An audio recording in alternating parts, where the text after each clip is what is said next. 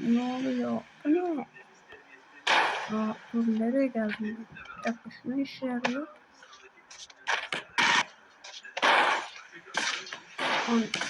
Yapamadım.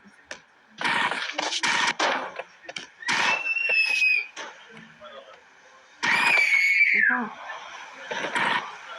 Ne yaptım? Kapı açtım. Kapı açtım.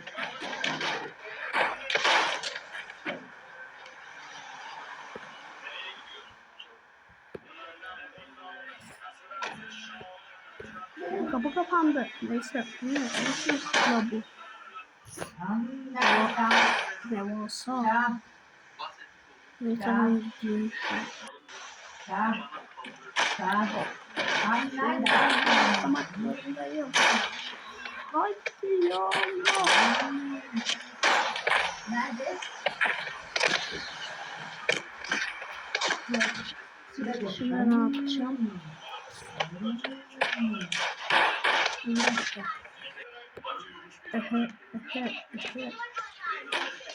Al sana. Ne oluyor? Ayıldım.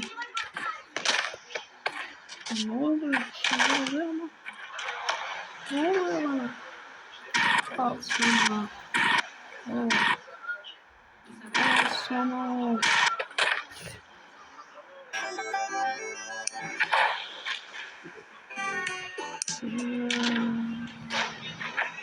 Abi ne?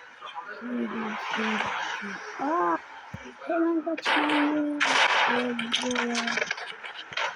Kaç. Kaçmalıyım.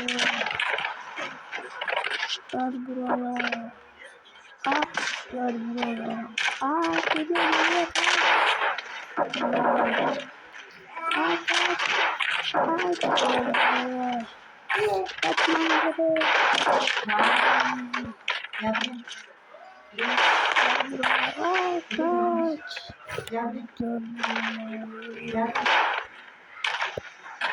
Gel buraya. Geliyorum. Gitmem lazım.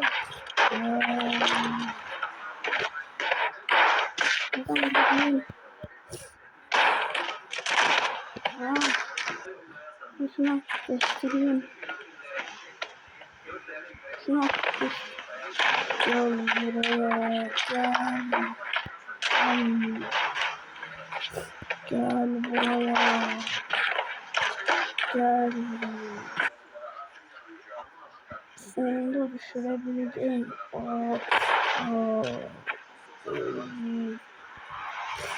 Benim artık kaç.